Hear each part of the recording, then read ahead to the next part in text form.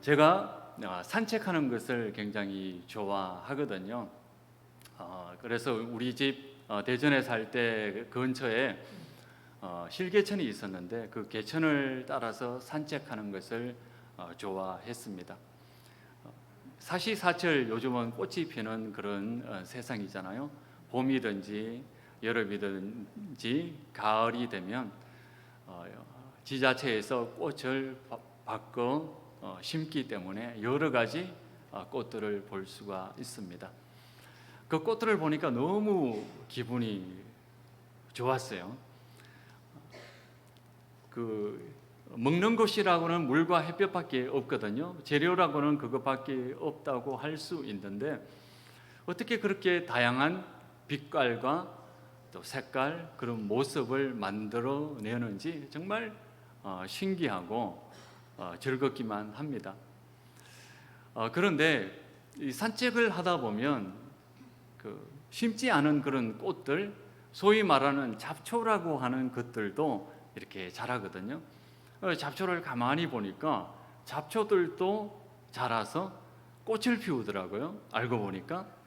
그런데 그 잡초들도 가만히 보니까 정말 예쁜 꽃들을 피웁니다. 제가 어렸을 때에는 그 잡초들을 별로 쳐다보지 않았습니다. 잡초는 잡초고 꽃은 꽃이다. 이런 생각을 가지고 있었는데 저도 이제 나이가 드니까 잡초도 우리가 이름을 모를 뿐이지 다 같은 꽃이구나라는 그런 생각을 하게 되었습니다. 이 세상의 모든 식물들은 다 꽃을 피우고 자기 나름의 자리에서 최선을 다해 살아가거든요. 이제 나이가 들어서 잡초와 꽃을 구분하지 않고 살아가는 내가 되었구나 이렇게 뿌듯하게 느꼈습니다. 그리고 며칠 후에 사무실에 한 청년이 찾아왔습니다. 볼 일이 있어서 찾아온 것 같아요. 두 청년이 찾아왔는데 그 청년을 보자마자 갑자기 제 가슴 속에 어릴 때 들었던 연비의학이라고 하는 단어가 딱 가슴 속에 탁 튀어 오르는 겁니다. 솔개는 날고 물고기는 튀어 오른다. 옛날 우리 동양 고전에 보면 정말 성현 돌을 깊이 묵상하고 돌을 닦아서 경지에 이른 사람의 모습을 담은 그런 단어가 연비의학이거든요. 솔개는 날고 물고기는 뛰어논다라는 그런 단어입니다. 그 청년에게 그런 생명의 약동을 느꼈습니다. 그래서 그 청년에게 이야기를 걸고 이런저런 이야기를 하면서 그 청년의 요구사항을 들어주고 난 다음에 왠지 모르게 그 청년과 조금 더 이야기하고 싶은 마음에 학교는 어디 다녀요? 이렇게 물어봤어요. 그 학교를 이름을 딱 이야기하니까 제 가슴 속에 이런저런 생각이 지나가는 거예요. 제가 이런 말을 하는 것은 그 청년이 그렇게 좋은 학교는 아니었다는 그런 말이겠죠. 이런저런 생각을 하는 거예요. 그러면서 제가 제 자신을 한번 돌이켜보게 되었습니다. 개천에 피어있는 식물은 잡초와 꽃을 구분하지 않는데 사람을 보면서 내가 구분하고 판단하면서 살아가는구나. 도대체 그 이유는 무엇일까? 그것은 미성숙하기 때문이죠. 아직도 성숙하지 못했기 때문에 미물에게 저 식물은 잡초와 꽃을 구분하지 않고 즐기고 사랑할 줄 아는데 아직 사람을 판단하고 분별하며 살아가는구나라는 것을 느꼈습니다. 구상 선생이 은총의 눈을 뜨니라는 그런 시를 남겼거든요. 강아지 두 이래만큼 은총의 눈을 뜨면 이 세상 모든 생명이 신령한 빛을 뿜고 있다는 것을 안다.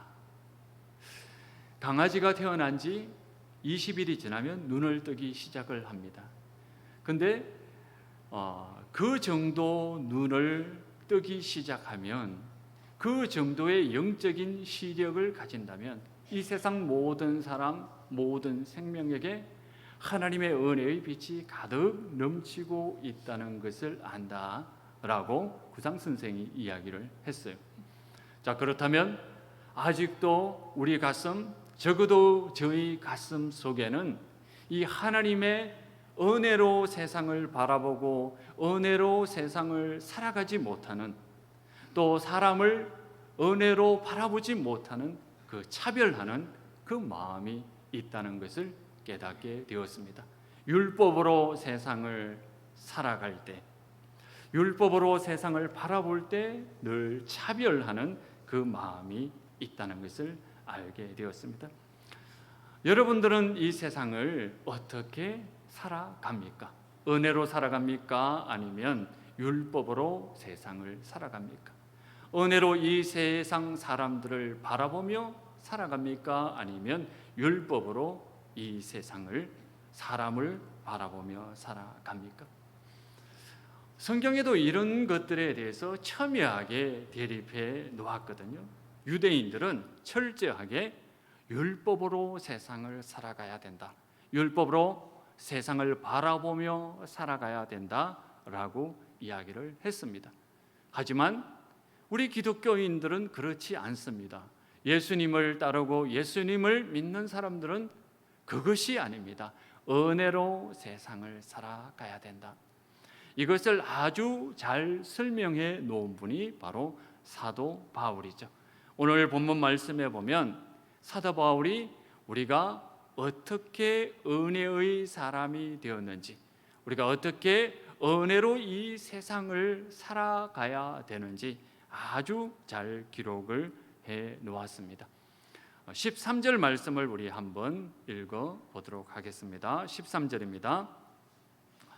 아브라함이나 그 후손에게 세상의 상속자가 되리라고 하신 언약은 율법으로 말미암은 것이 아니요 오직 믿음의 의로 말미암은 것이니라. 믿음의 의로 말미암은 것이다. 오직 믿음으로 된 의다. 이렇게 이야기를 합니다. 아브라함이 믿어서 의롭게 되었다라고 이야기를 하죠. 그러면 무엇을 믿은 겁니까? 아브라함이 도대체 무엇을 믿었기에 의롭게 되었다는 것일까요?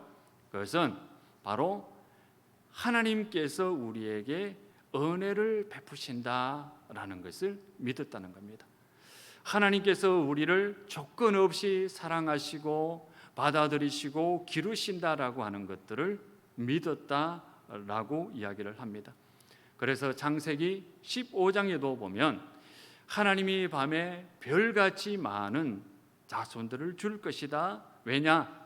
네가 잘했기 때문에, 네가 정말 나의 명령을 순종했기 때문에, 모든 것을 헌신했기 때문에, 네가 공덕을 많이 쌓았기 때문에 내가 그런 복을 너에게 줄 것이다 라고 한 것이 아니고, 내가 너를 사랑하기 때문에, 내가 너를 아끼기 때문에 그 모든 복을 너에게 주겠다, 이렇게 약속하셨습니다. 하나님과 아브라함 사이를 보면 꼭 아버지와 아들 같다라는 그런 생각을 많이 하게 됩니다. 아버지는 아들을 왜 사랑할까요? 왜 여러분들은 자녀들을 사랑합니까? 자녀이기 때문에 사랑하는 거죠. 자녀들은 늘 생각을 해요. 지가 잘나서, 지가 뭔가 열심히 해서, 뭔가 잘 보였기 때문에, 착하기 때문에 할 것이라고, 하는 것이라고 늘 생각을 해요. 근데 아니거든요. 왜 그럴까요?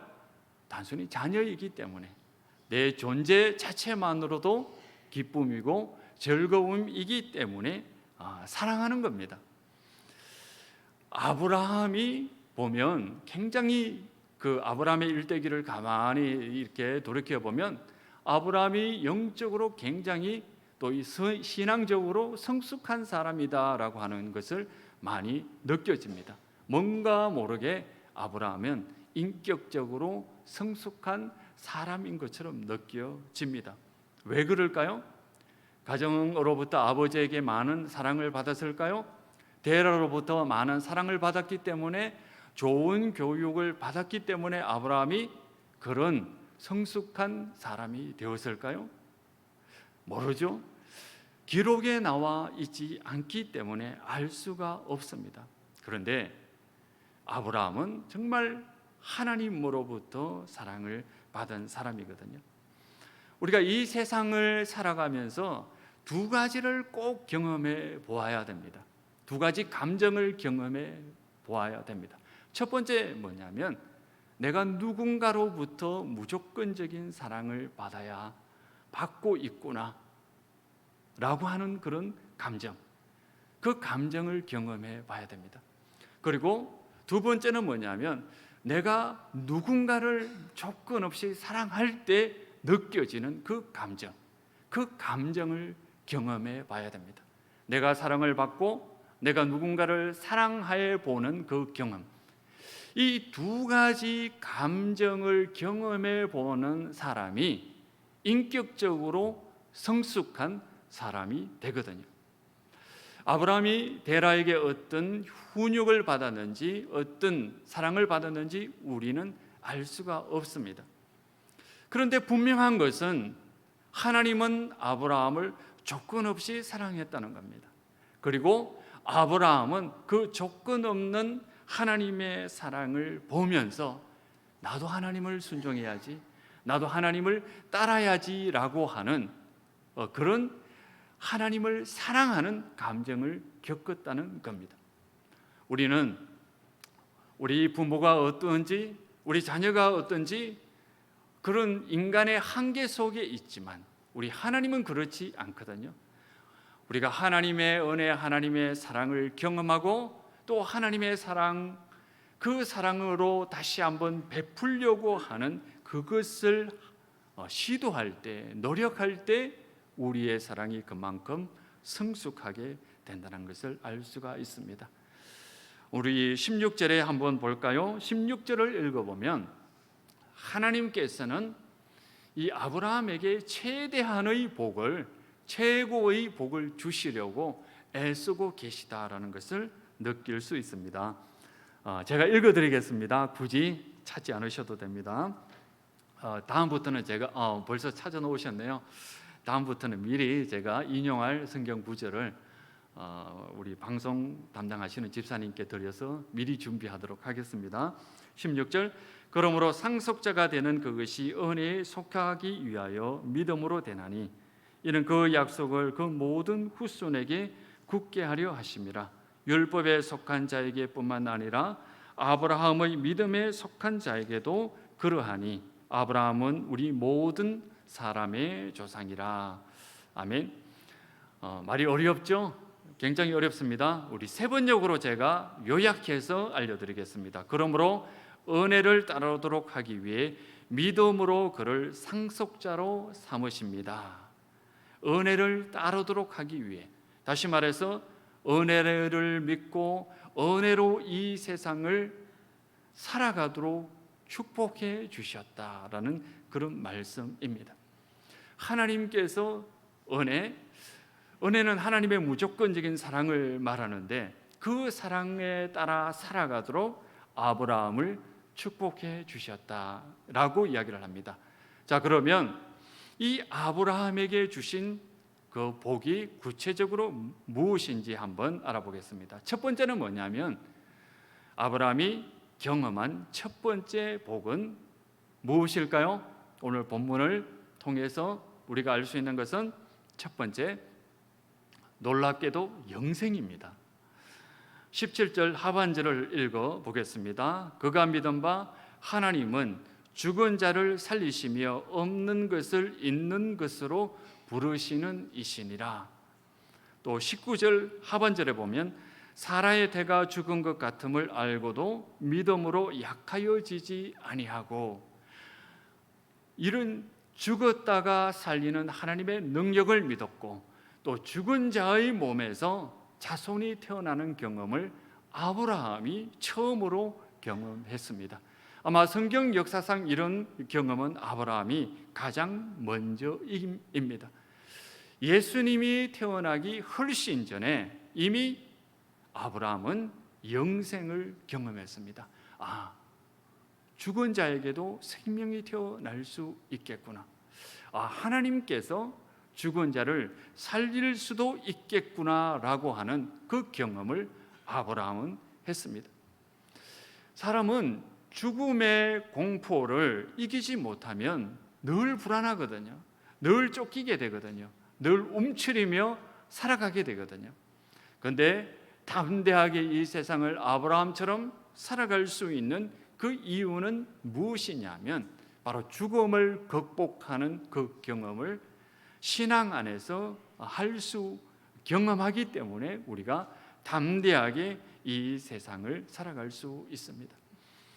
두 번째, 아브라함이 하나님으로부터 받은 복은 무엇이냐면 그 약속이 이루어지는, 약속을 지키시는 그 하나님, 그것을 받았다는 겁니다. 20절에 보면 믿음이 없어 하나님의 약속을 의심하지 않고 믿음으로 견고하여져서 하나님께 영광을 돌리며, 이것도 굉장히 어려운 말인데 쉽게 말하면 이렇습니다. 하나님은 약속을 지키시는 분이라는 것을 믿음으로 받았다, 이렇게 이야기를 합니다. 하나님은 아브라함에게 약속하신 그 모든 것을 지키시는 분이었습니다. 하나님은 신실하신 분이시죠. 하나님은 신실하시다라고 하는 그 말씀은 뭐냐면 약속을 지키신다라는 그런 뜻입니다. 하나님은 아브라함에게 어떤 약속을 하셨습니까? 내 자손이 창대하게 되리라라고 하는 그 약속, 또 모든 민족이 너를 통해서 큰 복을, 은혜를 받게 될 것이다 라고 하는 그 약속이었죠. 그 약속이 이루어졌습니까? 이루어지지 않았습니까? 이루어졌습니다. 아브라함의 상황 속에는 결코 이루어질 수 없는 그런 약속이었습니다. 그런데 그것이 이루어졌거든요. 왜? 하나님은 신실하신 분이기 때문에, 하나님은 그 신실한 약속을, 약속하신 그 모든 것들을 이루시는 분이기 때문입니다. 하나님은 우리보다 훨씬 더 크신 분입니다. 제가 알고 있는 한 분이 고민에 빠졌습니다. 어떤 고민이냐면 이제 연세가 드시니까 기억이 조금씩 이렇게 사라지는 그런 고민입니다. 치매에 걸리면 어떡하지? 그래서 내가 하나님을 잊어버리면 어떡하지? 이런 고민에 빠진 거예요. 내가 만일 치매에 빠져서 하나님을 잊어버린다면 내가 어떻게 구원을 받을 수 있을까? 천국에 갈 수 있을까? 이런 고민에 빠진 거예요. 정말 쓸데없는 고민이죠. 우리가 이 세상 하나님께로 가는 것은 우리의 기억 때문에 천국에 가는 것이 아닙니다. 우리가 하나님을 잘 기억해서 하나님을 잘 고백하기 때문에 천국에 가는 것이 아닙니다.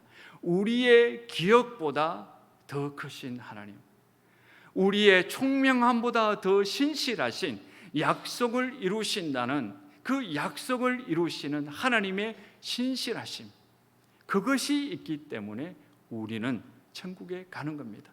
그분이 연세가 많아서 이제 기억이 가물거리면서 하나님을 잊어버리는 그런 질환에 걸렸다 하더라도 하나님은 그분의 영혼을 붙들고 계십니다. 하나님은 그분과 하신 그 약속을 잊지 않고 계시거든요.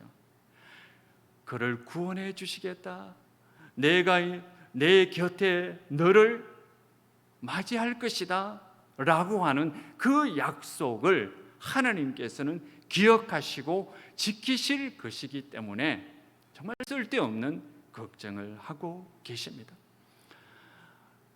여러분들이 처음 하나님을 믿었을 때 여러분들에게 어떤 약속을 해 주셨습니까? 비록 연약하고 부족해서 내가 그것을 이루지 못한다 하는 그런 근심, 걱정, 그것을 우리가 가지고 살아갈 수도 있습니다. 그럼에도 불구하고 우리는 우리의 힘, 우리의 의지, 우리의 믿음을 믿는 것이 아니라 바로 하나님께서 약속하신 그 신실하심, 그것을 믿기 때문에 우리는 그 모든 것들이 이루어질 것이라는 확신을 가지고 살아갑니다. 우리는 이런 신실하신 하나님의 은혜를 믿으며 살아가는데, 유대인들은 율법을 믿고 살아갑니다. 유대인들은 율법을 최선을 다해서 지키면서 살아가려고 합니다.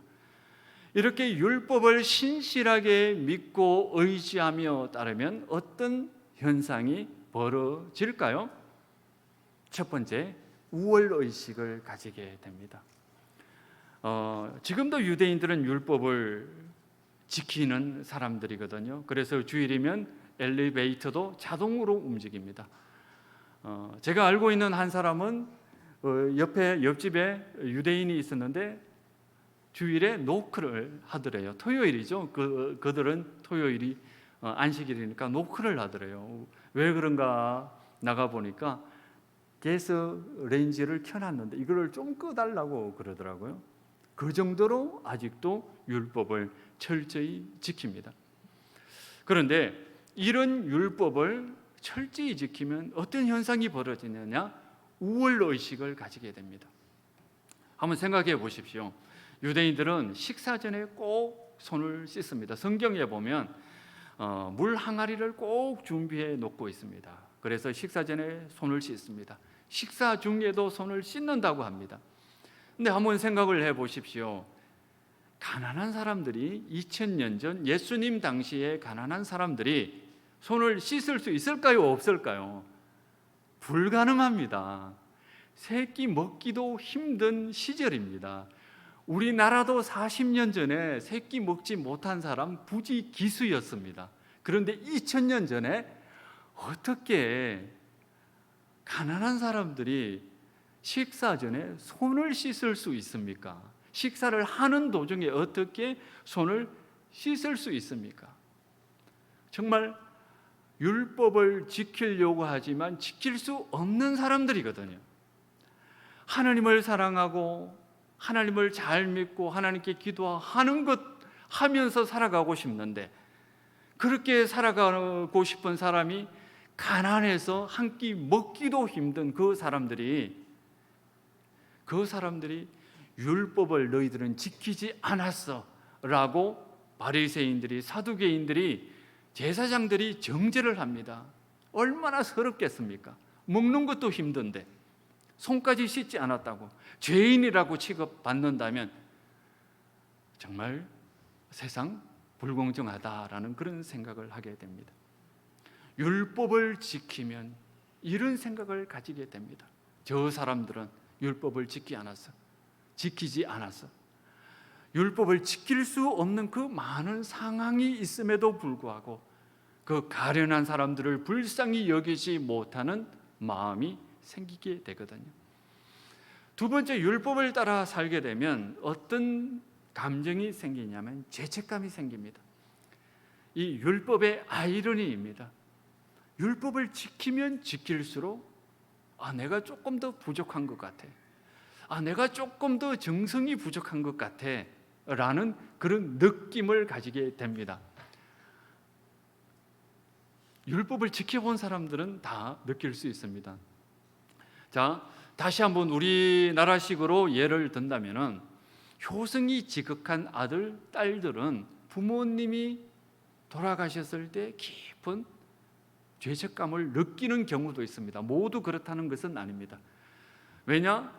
부모님을 더 사랑하면 할수록 뭔가 부족한 느낌이 더 크게 다가오거든요. 그런 경험하셨죠? 그게 아닌데 라는 표정을 지으시면 곤란합니다. 그런 느낌을 가지게 되거든요. 그래서 율법을 지키면 지킬수록 내가 조금 더 부족해 라고 하는 그런 죄책감이 생기게 됩니다. 세 번째는 뭐냐면 율법을 따라 살면 아직 계속해서 남을 판단하면서 살아가게 됩니다. 그렇잖아요. 나는 지켰는데 저 사람은 못 지켜서라고 하는 그 판단이 늘 우리에게 되어 있거든요. 지금 이 율법의 정신이 우리 한국 사회에 가장 깊이 첨예하게 나타나는 것이 어디냐면 교육 현장입니다.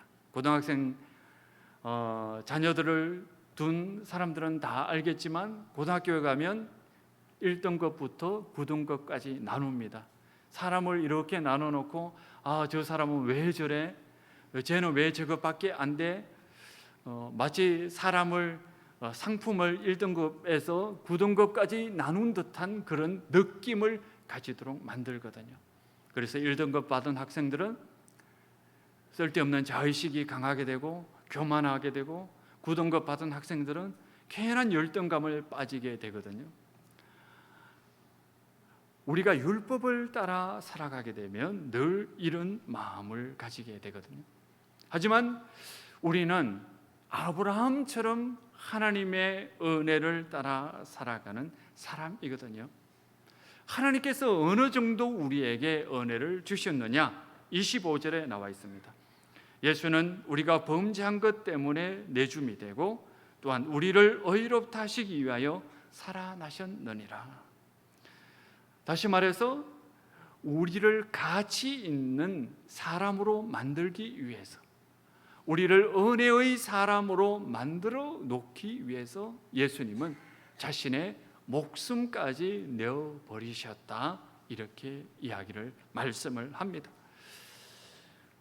우리는 사람이라고 하는 것이 상품이 아니거든요. 우리는 상품이 아닙니다. 그럼 뭘까요? 상품을 담는 그릇입니다. 그릇 자체가 이미 출생과 더불어 정해져 있는 경우가 많지요. 부잣집에 태어나면 뭐라 그럽니까? 금수저. 다른 말로 한다면 금그릇입니다. 나는 금그릇이야. 좀 중산층에 태어나면 은그릇, 또 가난한 집에 태어나면 토기그릇, 흙수저, 이렇게 이야기를 하죠. 사람은 상품이 아니고 상품을 담는 그릇입니다. 그런데요, 재미있는 것은 뭐냐면 사람의 가치는 그 안에 무엇을 담느냐에 따라서 그 가치가 달라진다는 겁니다. 여러분 한번 생각해 보십시오. 여러분, 다이아몬드가 담긴 토기이기를 원하십니까? 그것을 원하십니까? 아니면 흙이 담긴 금그릇을 원하시겠습니까? 어느 것이 더 가치가 있습니까? 다이아몬드가 담긴 토기가 훨씬 더 가치가 있지요. 왜냐? 다이아몬드가 금보다 훨씬 더 가치 있기 때문입니다. 여러분, 우리는 금그릇일 수도 있고 은그릇일 수도 있고 토기일 수도 있습니다. 그러나 중요한 것은 뭐냐면 우리 인생에 예수 그리스도가 담겼다는 겁니다. 이 세상 어떤 보화보다 더 값지고 값을 매길 수 없을 정도로 가치가 있는 우리의 생명보다 더 귀한 예수 그리스도를 우리의 가슴에, 우리 인생에 담고 살아가는 사람입니다. 그러니 우리는 얼마나 가치 있고 복되고 얼마나 은혜로운 사람입니까? 우리 자신이 바로 그렇게 가치 있고 우리 자신이 그렇게 귀한 사람입니다. 그리고 옆에 앉아 있는, 함께 예배드리는 우리 교우들, 집사님, 권사님, 장로님, 우리 모든 성도들이 얼마나 귀한 사람인지 알았으면 좋겠습니다. 구상 선생이 제가 읽어드린 그 시, 은총의 눈을 뜨니라는 시, 제가 조금 더 읽어드리겠습니다.